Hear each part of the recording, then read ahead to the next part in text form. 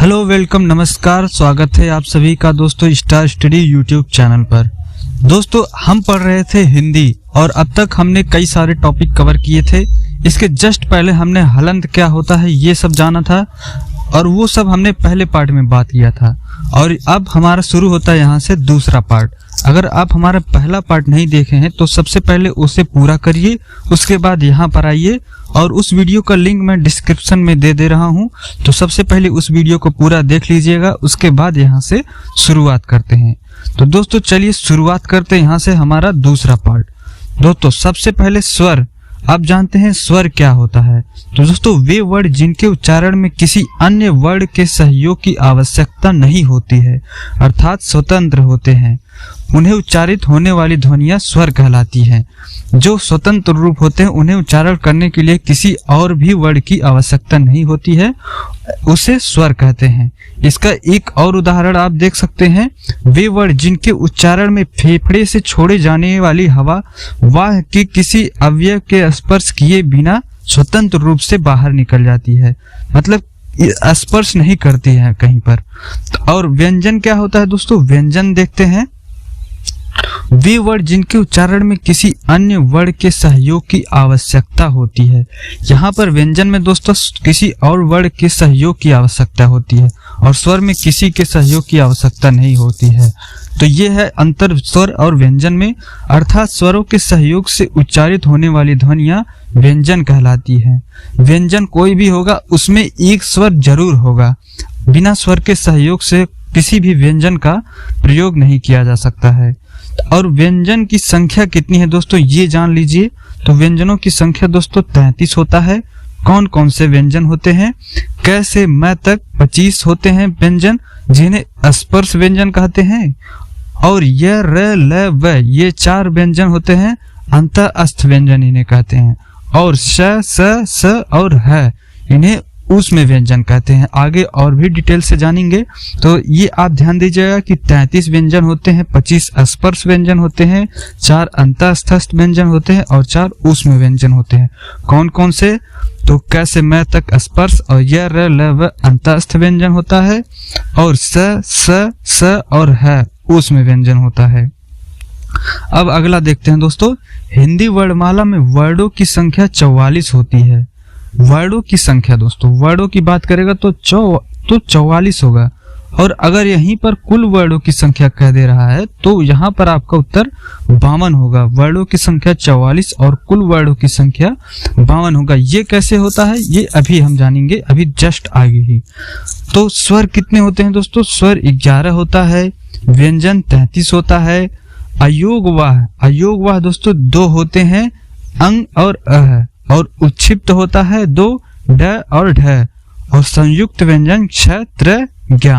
तो दोस्तों वो जो 8 बढ़े थे कौन कौन से वर्ड, तो वो यही है अयोगवाह, उच्छिप्त और संयुक्त व्यंजन। कौन कौन से? अंग, अह, ड, ढ, छ, त्र, ज्ञ। तो दोस्तों ये अयोगवाह, उच्छिप्त और संयुक्त व्यंजन को आपको ध्यान में रखना होगा कि कौन कौन से होते हैं और कितने हैं। तो आई होप आपको समझ में आ गया होगा कि कुल वर्डों की संख्या 52 और वर्डों की संख्या केवल अगर पूछेगा तो 44। ये कैसे होता है? अब आइए आगे बढ़ते हैं। स्वरों का वर्गीकरण करते हैं। तो स्वरों का वर्गीकरण कितने प्रकार के होते हैं ये देखते हैं। उसके बाद इसका कितने भाग इसके भी होते हैं वो सारे देखेंगे। तो सबसे पहला है उच्चारण अवधि के आधार पर होता है और इसके कितने भाग होते हैं वो हम आगे देखेंगे। और दूसरा ओष्ठाकृत के आधार पर, और तीसरा जिह्वा के क्रियाशीलता के आधार पर, और चौथा मुखाकृति के आधार पर, और पांचवा होता है नासिक के आधार पर। तो इतने सारे वर्गीकरण हैं दोस्तों। और अब सबसे पहले शुरुआत करते हैं दोस्तों उच्चारण के अवधि के आधार पर। ये जो सारे आप वर्गीकरण देखे हैं, सबसे पहले इसमें आता है उच्चारण के अवधि के आधार पर। तो चलिए इसको देखते हैं। तो इसमें भी पहला भाग होता है हमारा लघु स्वर। तो लघु स्वर क्या होता है दोस्तों? वे स्वर जिनके उच्चारण में कम समय लगता है, अर्थात एक मात्रा का समय लगता है, लघु स्वर कहते हैं। एक मात्रा का मतलब जैसे दोस्तों अ, ई, उ, री, इनमें बहुत ही कम समय लगता है इन्हें उच्चारण करने में, इसलिए उन्हें लघु स्वर कहते हैं। तो समझ में आ गया हो आपको दोस्तों। एक विशेष है, आपको नोट करना उन्हें। उन्हें मूल स्वर, एक मात्रिक स्वर और ह्रस्व स्वर भी कहते हैं। लघु स्वर को दोस्तों मूल स्वर भी कहा जाता है, क्योंकि इन्हीं स्वरों की सहयोग से सभी वर्णों का प्रयोग किया जाता है। इन्हीं वर्णों से मिलकर सारे वर्ण बने होते हैं, इसलिए इन्हें मूल स्वर कहते हैं। और एक मात्रिक और ह्रस्व स्वर भी इन्हें भी कहते हैं। कहीं कहीं पर दोस्तों ह्रस्व स्वर पूछ लिया जाता है, क्या होता है, कहीं एक मात्रिक स्वर पूछ लिया जाता है, कहीं मूल स्वर पूछ लिया जाता है। तो आपको सारी चीजें ध्यान में रखना होगा, केवल मूल स्वर नहीं, ह्रस्व स्वर, मूल स्वर, ये सारी चीजें आपको ध्यान में देना है। और अगला देखते हैं दोस्तों दीर्घ स्वर। अब ये दीर्घ स्वर क्या होता है, चलिए ये भी जान लेते हैं। वे स्वर जिनके उच्चारण में लघु स्वरों की तुलना में 2 गुना समय लगता है। लघु स्वर में बहुत ही कम समय लगता था, अब इसमें उससे 2 गुना समय लगता है, तो अर्थात 2 मात्रा का समय लगता है। अब ये 2 मात्रा का समय लगता है, ये कैसे, तो जैसे आ, दीर्घ ई, दीर्घ उ, ए, ऐ, ओ, औ, इन सभी में दोस्तों 2 मात्रा का समय लग रहा है, और ये लघु स्वर से ज्यादा समय लग रहा है इन्हें बोलने में। जैसे आप ही देखिए अ, इसमें कम समय लगा ना, तो ये आपका लघु स्वर होगा। और दीर्घ स्वर आ, इसको बोलने में आपको ज्यादा समय लग रहा है, और साथ ही साथ इसमें 2 मात्रा का भी प्रयोग हो रहा है।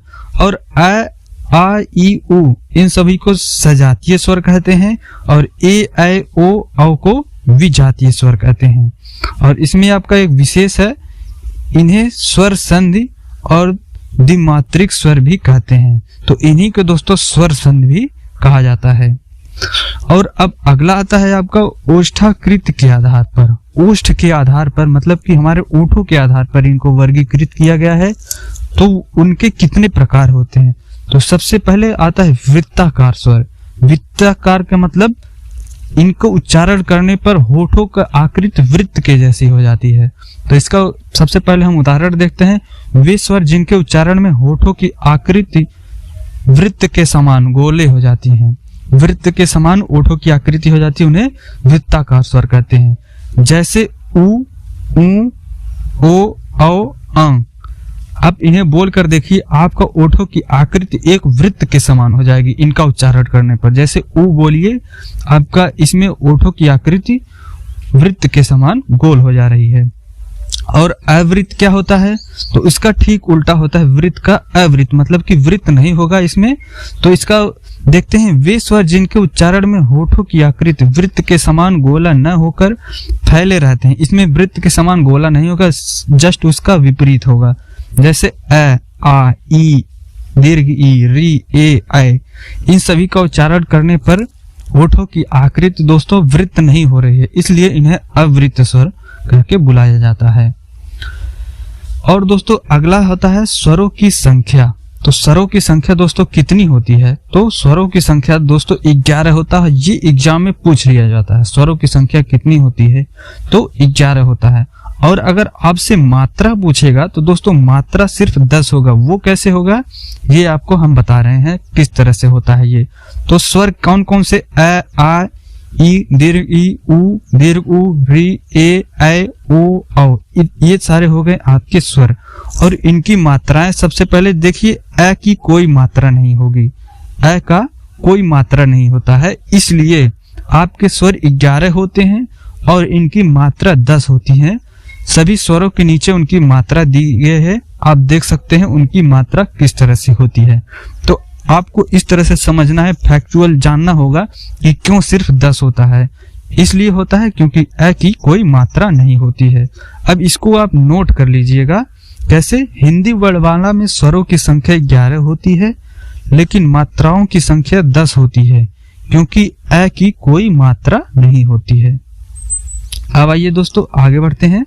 तो अभी तक हम लोग क्या पढ़ चुके हैं, उच्चारण के अवधि पर इसके भेद और ओष्ठाकृत के आधार पर इसके भेद। अब हमारा तीसरा नंबर आता है जिह्वा की क्रियाशीलता के आधार पर इसके भेद। तो चलिए अब इसको भी जानते हैं। जिह्वा की क्रियाशीलता के आधार पर इसके 3 भेद होते हैं। कौन कौन से, अग्रस्वर, मध्य स्वर और पश्च स्वर। अग्रस्वर में क्या आता है, ई, दीर्घ ई, री, ए, ऐ। और मध्य स्वर में ऐ आता है और पश्च स्वर में आ, उ, ओ, और औ आता है। अब इसको आइए डिटेल्स में जानते हैं। अग्र स्वर। दोस्तों अग्र स्वर क्या होता है? वे स्वर जिनके उच्चारण में जिह्वा का अगला भाग क्रियाशील होता है। जिह्वा का इसमें अगला भाग क्रियाशील होता है, उसे अग्र स्वर कहते हैं। जैसे आप इनका उच्चारण करेंगे, ई, दीर्घ ई, री, ए और ए का, इन सभी का उच्चारण करने पर जिह्वा का अग्रभाग जो होता है वो क्रियाशील होता है। आप उच्चारण करके देखिएगा, ई बोलेंगे जब, तो इसमें जिह्वा का अग्रभाग जो होता है, अगला भाग, वो क्रियाशील होता है, तो इसलिए इन्हें अग्र स्वर कहते हैं। और इसके बाद मध्य स्वर आएगा। तो मध्य स्वर में दोस्तों वह स्वर जिनके उच्चारण में जिह्वा का मध्य भाग क्रियाशील आएगा। इसमें जिह्वा का मध्य भाग क्रियाशील होता है। जैसे आ, ए को आप जब उच्चारण करेंगे ए, तो इसमें जिह्वा का मध्य भाग दोस्तों इसमें क्रियाशील हो रहा है। कौन सा? जिह्वा का मध्य भाग, इसलिए इन्हें मध्य स्वर कहते हैं। अब इसी तरह पश्च स्वर की बात करेंगे, तो वे स्वर जिनके उच्चारण में जिह्वा का पिछला भाग क्रियाशील होता है। इसमें जिह्वा का पिछला भाग क्रियाशील होने की वजह से इन्हें पश्च स्वर कहते हैं। जैसे आ, ड, उ, ओ, औ, इसमें होगा आ, ई, उ, ओ, औ, ये सारे पश्च स्वर आएंगे, क्योंकि इनका उच्चारण करने पर दोस्तों जिह्वा का पिछला भाग जो होता है वो क्रियाशील होता है। तो अब आइए आगे देखते हैं। अब अगला नंबर आता है हमारा दोस्तों मुखाकृत, जिसको तालु भी कहते हैं, मुखाकृत के स्थिति के आधार पर। तो दोस्तों मुखाकृत के आधार पर इनके 4 भेद होते हैं। ये कौन कौन से होते हैं? संवृत स्वर, अर्ध संवृत, विवृत, अर्ध विवृत। इनका अर्थ क्या होता है इसको हम आगे जानेंगे। तो संवृत स्वर में कौन कौन से आते हैं ये देख लीजिए आप, ई, दीर्घ ई, उ, दीर्घ उ और री। और अर्ध संवृत में होगा ए, औ और विवृत। विवृत का मतलब दोस्तों खुला हुआ। तो अब जब विवृत में आएगा आ का जब उच्चारण करेंगे तो इसमें पूरा मुंह खुला हुआ होता है, इसलिए इन्हें विवृत कहते हैं। अर्ध विवृत का मतलब आधा खुला हुआ, इसमें ए और ओ आएगा। तो चलिए आप इनका एक एक करके जानते हैं। तो सबसे पहले आएगा संवृत। तो दोस्तों वे स्वर जिनके उच्चारण में मुख वृत्त के समान बंद सा रहता है। वृत्त तो बनेगा लेकिन बंद सा दिखेगा, वृत्त जो है, अर्थात सबसे कम खुला होता है, उसे संवृत कहते हैं। इनका उच्चारण करेंगे जैसे ई, ए, उ, री, इन सभी का उच्चारण करने पर दोस्तों मुख बंद सा दिखेगा और वृत्त की तरह बंद सा दिखेगा, इसलिए इन्हें संवृत स्वर कहते हैं। और अगला होगा अर्ध संवृत स्वर। इसमें वे स्वर जिनके उच्चारण में मुख संवृत स्वरों की तुलना में आधा बंद रहता है। इसमें आधा बंद रहेगा, उन्हें संवृत स्वर कहते हैं। जैसे ए, ओ, इसमें आधा मुख जो है वो बंद रहता है। और अगला विवृत। विवृत का दोस्तों अर्थ होता है खुला हुआ, अर्थात वह स्वर जिसके उच्चारण में मुख पूरा खुला रहता है। इसमें मुख जो है पूरा खुला रहेगा, जैसे मैंने आपको बताया था। और ये जिसमें आएगा आपका, जैसे क्या होगा, आ का उच्चारण करेंगे तो मुख पूरा खुला हुआ। अब इसके बाद आएगा आपका अर्ध विवृत स्वर। वे स्वर जिनके उच्चारण में मुख विवृत स्वरों की तुलना में आधा और अर्ध संवृत की तुलना में ज्यादा खुला रहता है, उन्हें अर्ध संवृत कहते हैं। क्या होगा फिर से देखते हैं। मुख विवृत, जिसका मुख जो होता है विवृत स्वरों की तुलना में आधा होता है। विवृत की स्वरों में मतलब जो विवृत स्वर होते हैं उनकी तुलना में आधा खुला रहेगा, लेकिन अर्ध संवृत स्वरों की तुलना में ज्यादा खुला रहता है। अब इसका उदाहरण है जैसे कौन कौन से, ए, ओ, इन सभी को आप ध्यान दीजिएगा। ए और ओ, इन्हें अर्ध विवृत स्वर कहते हैं। अब 5वां नंबर हमारा आता है नासिका के आधार पर। तो दोस्तों नासिका के आधार पर इनके सिर्फ 2 भेद होते हैं। कौन कौन से? अनुनासिक और फर्स्ट होगा निरुनासिक और दूसरा होगा अनुनासिक, जिसे आप सानुनासिक भी बोल सकते हैं। अनुनासिक, सानुनासिक या निरुनासिक, ये सारे इनके भेद होते हैं। 2 भेद। तो सबसे पहला भेद है हमारा निरुनासिक। तो निरुनासिक क्या होता है ये देखते हैं। वे स्वर जिनके उच्चारण में नासिका का प्रयोग नहीं किया जाता है।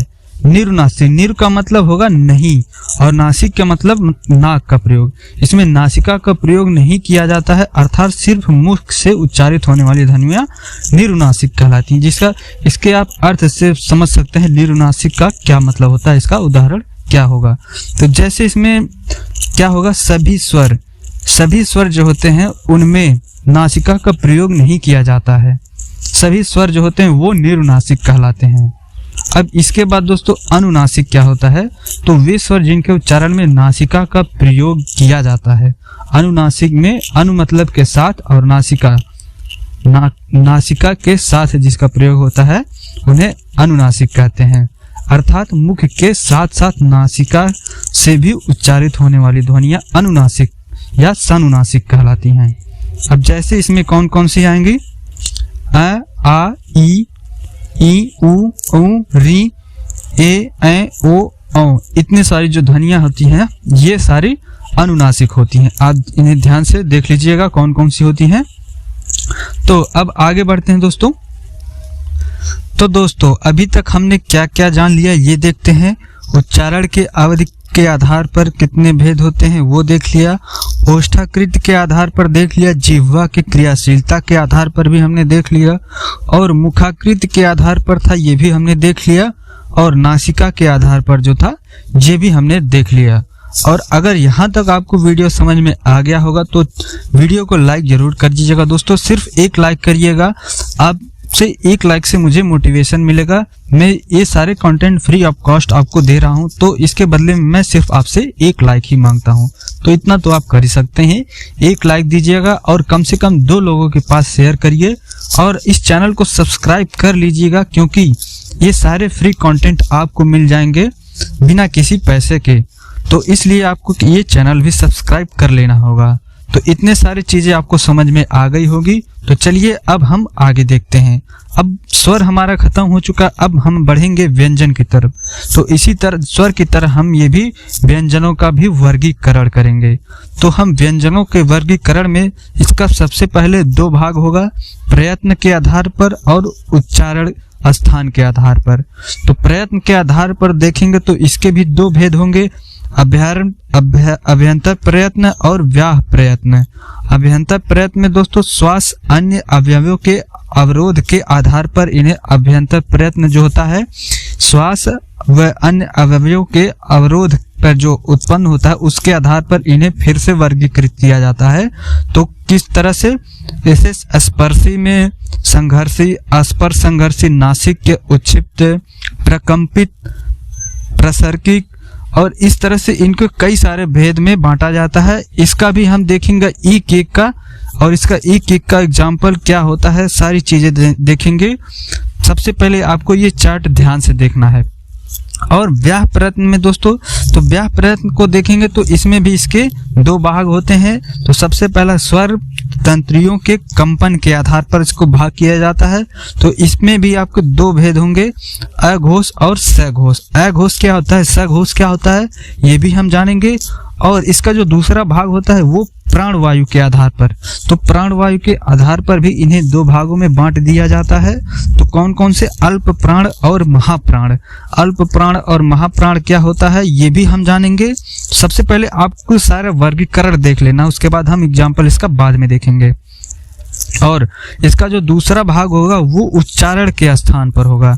उच्चारण के आधार पर इन्हें किस तरह से बांटा गया है, तो वो कंठ, तालु, मूर्धा, दंत, ओष्ठ, नासिका, वल से कंठ और तालु, कंठ और ओष्ठ, इन सभी के आधार पर इन्हें जो बांटा गया है इनको हम एक एक करके अब चलिए आगे जानते हैं। तो सबसे पहले अभ्यंतर प्रयत्न है। अभ्यंतर प्रयत्न में जो दोस्तों श्वास व अन्य अवयवों के आधार पर इन्हें बांटा जाता है। अभ्यंतर प्रयत्न को कई भागों में बांटा गया है। तो सबसे पहले हमारा होगा स्पर्शी। तो स्पर्शी को हम जानेंगे वे वर्ड जिनके उच्चारण में विभिन्न उच्चारण अवयवों का स्पर्श किया जाता है। इसमें कई सारे अवयवों का स्पर्श होता है, उन्हें स्पर्शी व्यंजन कहते हैं। जैसे क, ख, ग, घ, ट, ठ, ड, ढ, त, थ, द, ध, प, फ, भ, म, ये सारे होते हैं स्पर्शी व्यंजन। तो आपको समझ में आ गया होगा, क, ख, ग, घ, ट, ठ, ड, ढ, त, थ, द, ध, प, फ, ब, भ, ये 16 जो होते हैं वो अभ्यंतर प्रयत्न के आधार पर बांटे गए जो स्पर्शी व्यंजन है वो सारे हैं। इसमें एक आपको नोट लिखना है, स्पर्श व्यंजन क से लेकर म तक होते हैं वो 25 होते हैं, ये सारे स्पर्श व्यंजन होते हैं। और अगला होगा संघर्षी व्यंजन। ये संघर्षी व्यंजन क्या होता है? वे व्यंजन इनके उच्चारण में दो उच्चारण अवयव इतनी निकटता पर आ जाते हैं कि बीच का मार्ग छोटा हो जाता है और वायु संघर्ष या घर्षण के साथ बाहर निकलती है, तो उन्हें संघर्षी व्यंजन कहते हैं। जैसे स जब आप बोलेंगे तो दो अवयव जो होता है सट जा रहे हैं, जैसे आपका जिह्वा और तालु सट जाने की वजह से ये इनका संघर्ष करके वायु को निकलना पड़ता है, तो इसलिए इन्हें संघर्षी व्यंजन कह दिया जाता है। स श ह इन सबको बोलने पर संघर्ष करना पड़ता है जिह्वा को, तो इसलिए इन्हें संघर्षी व्यंजन कहते हैं। तो इसमें विशेष क्या है? संघर्ष के कारण वायु गर्म हो जाती है, इसलिए इन्हें ऊष्म व्यंजन भी कहा जाता है, ऊष्म वर्ड भी कहा जाता है। तो संघर्ष जब आप होगा, कहीं घर्षण होगा तो उसमें ऊष्मा होगी, तो ऊष्मा की वजह से इन्हें ऊष्म व्यंजन कहा जाता है। फिजिक्स में आप पढ़ेंगे तो जहाँ घर्षण होगा वहाँ ऊष्मा होगी, तो घर्षण की वजह से इन्हें ऊष्म व्यंजन कहा सकता है। इस तरह से आप इन्हें याद कर सकते हैं। अब अगला आएगा स्पर्श संघर्षी व्यंजन। तो ये क्या होता है दोस्तों? वे व्यंजन जिनके उच्चारण का समय अपेक्षाकृत अधिक होता है और उच्चारण के बाद वाला भाग संघर्षी हो जाता है, तो उन्हें स्पर्श संघर्षी कहते हैं। उच्चारण करते समय अपेक्षाकृत अधिक होता है, समय इसका अधिक होता है और अगला वाला भाग जो होता है उसे संघर्ष करना पड़ता है, तो इसलिए इन्हें स्पर्श संघर्षी व्यंजन कहते हैं। जैसे च, छ, ज और झ, इनका उच्चारण करने पर दोस्तों समय अधिक लग रहा है। आप उच्चारण करिएगा च बोलने में समय अधिक लग रहा है, च अ से मिलकर बना है च और अ, तो इस तरह इन्हें उच्चारण करने में समय भी अधिक लग रहा है और अगला वाला जो भाग इसमें है उसको बोलने में संघर्ष करना पड़ रहा है जीवा को, तो इसलिए इसे स्पर्श संघर्षी व्यंजन कहते हैं। स्पर्श भी हो रहा है और संघर्ष भी करना पड़ रहा है। और अगला भाग होता है दोस्तों नासिक के व्यंजन। नासिक के व्यंजन क्या होता है दोस्तों? वे व्यंजन जिनके उच्चारण में हवा का प्रमुख वेग नाक से निकलता है। हवा का प्रमुख वेग दोस्तों वो नासिका से निकलता है, उन्हें नासिक के व्यंजन कहते हैं। जैसे ड, य, ड़, न, म, तो ये आप इसे नोट कर लीजिएगा, जो पंचम वर्ण होता है वो किसी भी वर्ण का वो नासिक के व्यंजन होता है। प्रत्येक वर्ण का पांचवा वर्ण जो होता है होने के कारण इन्हें पंचम वर्ण भी कहा जाता है, तो ये आप समझ सकते हैं। तो चलिए अब अगला देखते हैं क्या होगा, उच्छिप्त व्यंजन। तो दोस्तों उच्छिप्त व्यंजन क्या होता है? तो उच्छिप्त का अर्थ होता है दोस्तों फेंका हुआ। उच्छिप्त का मतलब होता है क्या? फेंका हुआ। वे वर्ड जिनके उच्चारण में जिह्वा ऐसा महसूस करती है जैसे उन्हें कहीं फेंक रही हो, उसे उच्छिप्त व्यंजन कहते हैं। जैसे आप उच्चारण करिएगा ड, ढ, तो इसमें जीवा को फेंका जा रहा है, इस तरह लग रहा है कि जीवा किसी को फेंक रही है, तो इसलिए उसे उच्छिप्त व्यंजन, और उच्छिप्त का अर्थ होता है फेंका हुआ। ड, ढ का उच्चारण जब आप करेंगे तो ये जीवा लगता है किसी को फेंक रही है, तो इसलिए इन्हें उच्छिप्त व्यंजन कहते हैं। इन्हें ताड़न जाति, द्विगुण और द्विपृष्ठ वर्ण भी कहते हैं। तो आपको ये भी ध्यान देना हो, ताड़न जात किसके कहते हैं? द्विगुण। इसमें दो गुण होते हैं, इसलिए इन्हें द्विगुण भी कहा जाता है। तो ये नाम भी आपको याद रखना है, कहीं कहीं एग्जाम में सिर्फ इन्हीं नामों से पूछ लिया जाता है। और अगला आ गया प्रकंपित वर्ण। दोस्तों प्रकंपित वर्ण क्या होता है? तो वह व्यंजन जिसके उच्चारण में जिह्वा के 2-3 बार कंपन करना पड़ता है। इसको उच्चारण करने में जिह्वा को 2-3 बार कंपन करने पड़ जाता है। जैसे र, आप र जब बोलेंगे तो जिह्वा को कंपन करना पड़ता है कई बार, 2-3 बार इसमें कंपन हो जाता है, तो र को प्रकंपित वर्ण कहते हैं। इसमें जैसे इसे लुंठित वर्ण भी कहते हैं। लुंठित वर्ण किसे कहते हैं? तो इसको र जो होता है वो लुंठित वर्ण होता है, तो आपको दोनों नाम याद रखना है। और पार्श्विक वर्ण क्या होता है दोस्तों? पार्श्विक, तो पार्श्व का अर्थ होता है दोस्तों पास। तो इस तरह से जिस वर्ण के उच्चारण में जिह्वा मसूड़ों को छूती है और हवा का प्रमुख वेग जिह्वा के आसपास या अलग अलग से निकल जाता है, उसे पार्श्विक वर्ण कहते हैं। जैसे ल, तो दोस्तों लय आपका क्या है? पार्श्विक वर्ण है। और संघर्षहीन वर्ण क्या होता है? तो दोस्तों इसमें वे वर्ण जिसके उच्चारण में जिह्वा को संघर्ष नहीं करना पड़ता है। इसमें जिह्वा को कोई भी संघर्ष नहीं करना पड़ता है। जैसे क्या होता है, यह और वह को बोलने में दोस्तों जिह्वा को कोई संघर्ष नहीं करना पड़ रहा है, तो इसलिए इन्हें संघर्षहीन वर्ण कहते हैं। क्या? संघर्षहीन वर्ण यह और वह। तो इसमें एक विशेष आपको क्या देखना है, स्वरों से मिलता जुलता योग होने के कारण इन्हें अर्ध स्वर भी कहते हैं। यह और वह को अर्ध स्वर भी बोल दिया जाता है। तो आपको ये भी ध्यान देना है, प्रश्न में पूछ लिया जाएगा कि अर्ध स्वर कौन कौन से हैं, तो ये और वह होते हैं अर्ध स्वर। तो दोस्तों इसी क्रम में आगे बढ़ते हुए अब हम पहुंच चुके हैं वाह प्रयत्न पर। तो दोस्तों वाह प्रयत्न की बात करेंगे तो ये इसके दो भेद होते हैं वाह प्रयत्न के। पहला होता है स्वतंत्र तंत्रियों के कंपन के आधार पर और दूसरा होता है प्राण वायु सांस के आधार पर। तो स्वतंत्र तंत्रियों के कंपन के आधार पर भी दोस्तों इसके दो भेद होते हैं। कौन कौन से? अघोष और सघोष, या उसे केवल घोष कह सकते हैं। अघोष और सघोष ये दो भेद होते हैं। और प्राणवायु के दोस्तों इसके भी दो भेद होते हैं, अल्प प्राण और महाप्राण। तो अब अघोष सघोष अल्प प्राण और महाप्राण क्या होता है इसको जानते हैं आगे। तो स्वतंत्र तंत्रियों के कंपन के आधार पे जो दो भेद थे सघोष और अघोष, तो उसमें हम अब जानते हैं अघोष। तो अघोष क्या होता है दोस्तों? घोष का अर्थ क्या होता है? घोष का मतलब होता है गूंज नाद या कंपन होना। तो मतलब घोष का अर्थ होता है गूंज करना। तो अर्थात वे वर्ण जिनके उच्चारण में गूंज नाद या कंपन नहीं होता है उन्हें अघोष वर्ण कहते हैं। अगर अ लग गया तो मतलब ना होना, अगर घोष रहेगा तो गूंज नाद कंपन होगा और अघोष होगा तो गूंज नाद और कंपन यहाँ पर नहीं होगा। तो इसका मतलब ये है। और आगे इसका एग्जाम्पल देखते हैं, उदाहरण क्या है। तो प्रत्येक वर्ग का पहला और दूसरा, तो पहला और दूसरा कौन कौन सा? प्रत्येक वर्ग के क ख छ छ ट ठ त थ प भ और स ये तीनों से टोटल मिलाकर 13 होते हैं। तो आपको कैसे याद करेंगे अघोष के कौन कौन से हैं? तो दोस्तों आप जब कोई भी चीज शुरुआत होता है तो पहले धीमे धीमे शुरुआत होता है, मतलब कि उसमें घोष कम होगा। घोष मतलब गूंजनाद कंपन उसमें कम होगा, तो पहले धीमे धीमे होगा।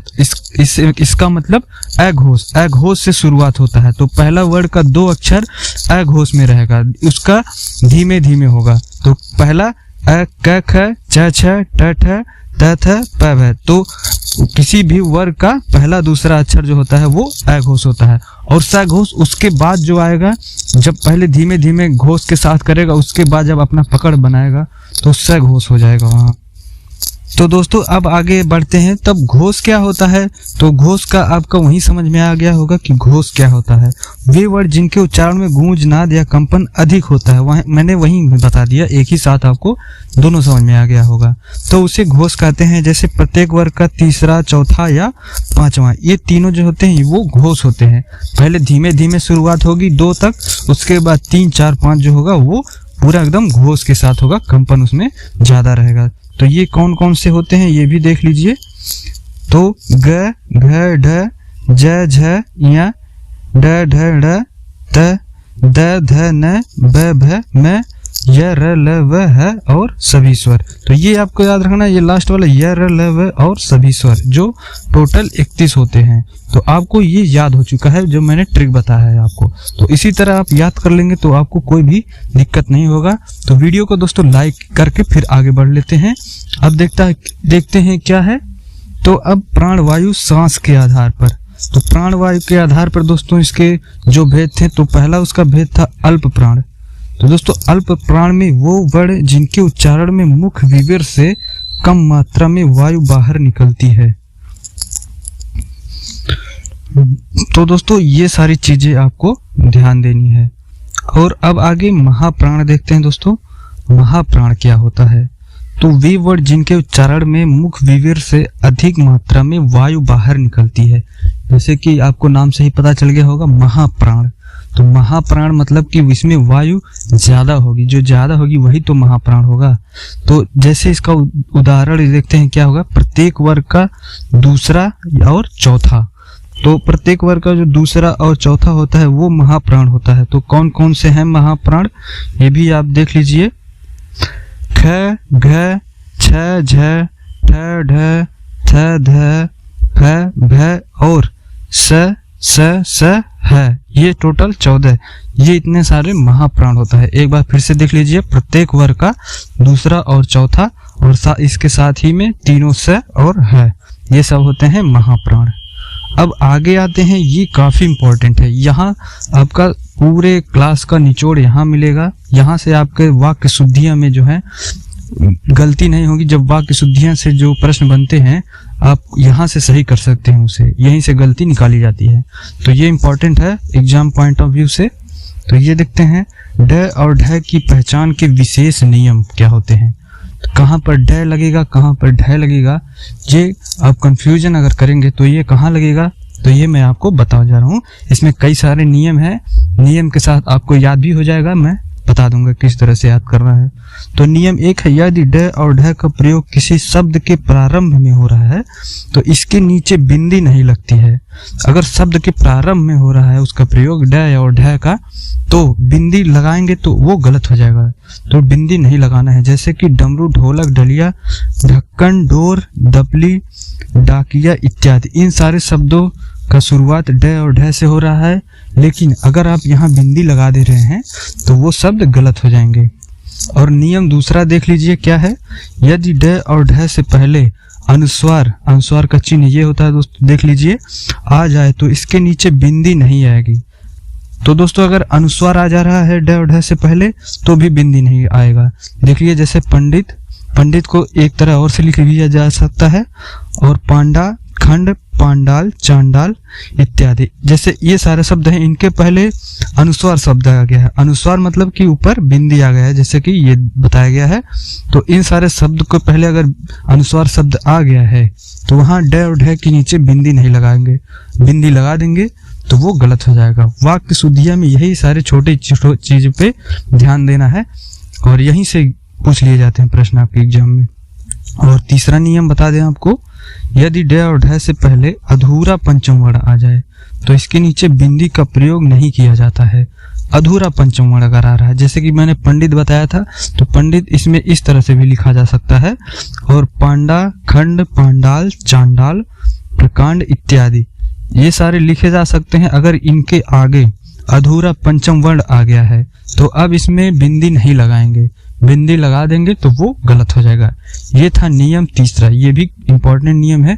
सारे जो मैं बता रहा हूँ सभी इम्पोर्टेंट है, और आपको पूरा वीडियो ध्यान से देखना है। तो वीडियो पसंद आ रहा हो तो दोस्तों लाइक करते चलिए अभी से ही, और इसको लाइक करेंगे तभी हमारा दूसरा, अब इस वीडियो को मैं यहीं, इस टॉपिक को इसी वीडियो में ख़त्म कर देना है, और नेक्स्ट वीडियो हमारा शब्द विचार पर आएगा। तो जैसे इस वीडियो पे रिस्पांस आपका रहेगा, आप कमेंट करेंगे तो जल्द से जल्द आपका वर्ड विचार नया चैप्टर हम शुरू कर देंगे। तो काफ़ी मेहनत लग रहा है, आप लाइक कर दीजिए और चैनल को सब्सक्राइब भी करते चलिए। और नियम 4 है दोस्तों, यदि ड और ढ का प्रयोग तत्सम संस्कृत भाषा के शब्दों में हो जाए तो इनके नीचे बिंदी का प्रयोग नहीं करेंगे। तो जैसे सडानन, तो सडानन दोस्तों ये तत्सम संस्कृत भाषा का शब्द है, तो इसके नीचे जो है बिंदी का प्रयोग नहीं करते हैं।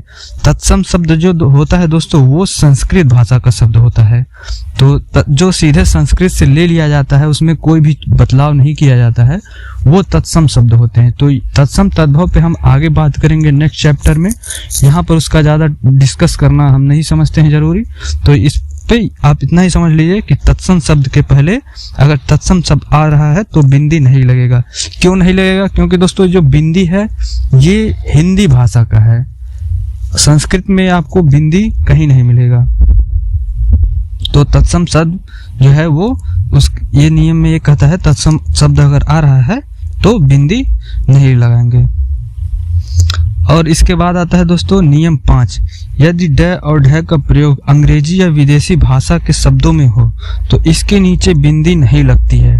तो ये भी आपको याद रखिएगा, जैसे ड और ढ का प्रयोग अंग्रेजी भाषा के शब्द, जो अंग्रेजी भाषा के शब्द है उसको सीधे अगर लिख दिया जा रहा है हिंदी में तो उसके नीचे बिंदी का प्रयोग नहीं करेंगे अगर ढ और ढ आ रहा है तो जैसे कौन कौन से शब्द हैं, road, loud, proud, crime, sound, ground इत्यादि। ये सारे शब्द सब अंग्रेजी के शब्द हैं, इन्हें हूबहू हिंदी में उतार लिया गया है। तो इन सारे शब्दों के नीचे आप बिंदी लगाकर गलती नहीं करेंगे। और अगला र के रूप देख लीजिए। अब आपका समाप्ति की ओर बढ़ रहे हैं तो कुछ इंपॉर्टेंट चीजें हैं जो भी आप देखते चलिए। र के रूप, तो र के जो हैं 4 रूप हैं। कौन कौन से? एक पूरा र है, और एक ऊपर जो र बना दिया जाता है एक ये वाला र है, और नीचे जो तिरछी लाइन खींच दी जाती है ये र है, और ये नीचे जो तिरछी 2 लाइन खींच दी जाती है ये र है। तो ये इन सभी का प्रयोग कहाँ करेंगे? इसमें भी वाक्य शुद्धियों में यहाँ से भी आपसे गलती निकल जाती है। तो आपको मैं बता दूंगा कि ये सारे कहाँ कहाँ प्रयोग किए जाते हैं। जैसे अगर सीधे आप दीर्घ र लिख रहे हैं तो राम, रहीम, रमेश ये सारे लिखेंगे तो यहाँ पर पूरे र का प्रयोग होगा। तो ऊपर वाला जो र होता है उसको इस तरह से प्रयोग होंगे, जैसे कर्म, धर्म, चर्म, इन सभी शब्दों में प्रयोग करेंगे। और ये नीचे र, जैसे इसको इस तरह के शब्दों में प्रयोग करेंगे, क्रम, भ्रम, गृह। और जो डबल रेखा होता है, डबल तिरछी लाइन, ये ट्रक, ड्रम, राष्ट्र, इन सारे शब्दों में प्रयोग करेंगे। तो ये क्यों प्रयोग किया जाता है ऐसे?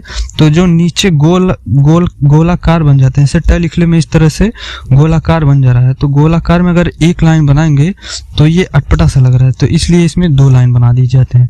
तो आप जितने भी देखेंगे, जितने भी नीचे गोल बन जा रहे हैं, गोलाकार बन जा रहे हैं, उसमें डबल तिरछी लाइन का प्रयोग किया जाता है। तो दोस्तों अब यहाँ हमारा खत्म होता है हिंदी व्याकरण का सामान्य परिचय। पूरा चैप्टर यहाँ पर समाप्त होता है। तो ये वीडियो अगर आपको अच्छा लगा हो, हमारा पढ़ाया हुआ आपको समझ में आ रहा हो, तो इसे लाइक कर दीजिएगा, अपने दोस्तों के पास पूरा शेयर कर दीजिएगा। और अगले वाले चैप्टर वर्ड विचार में जो हम लाने वाले हैं, उसमें मैं उम्मीद करता हूं कि आप अपने दोस्तों के साथ आएंगे, उसमें इससे ज़्यादा संख्या लोग आएंगे प्रीमियर में। तो दोस्तों ये आपको अच्छा लगा हो तो लाइक कर दीजिएगा, चैनल को सब्सक्राइब कर लीजिए। हमारा चैनल स्टार स्टडी, इस पर सभी कॉम्पिटिटिव एग्जाम के जो तैयारी किए जाते हैं, यहाँ पूरे हर चीज़ें फ्री ऑफ कॉस्ट आपको दिया जाएगा। कोई भी पैसा यहाँ पर नहीं लिया जाता है हमारे चैनल स्टार स्टडी के द्वारा। और चैनल को सब्सक्राइब कर लीजिएगा, बेल आइकन को दबाइएगा ताकि जैसे वीडियो आएगा तो आपके पास नोटिफिकेशन पहुंच जाए। तो इसी के साथ हम आपसे मिलते हैं नेक्स्ट चैप्टर के साथ। कौन सा होगा? हमारा वर्ड विचार।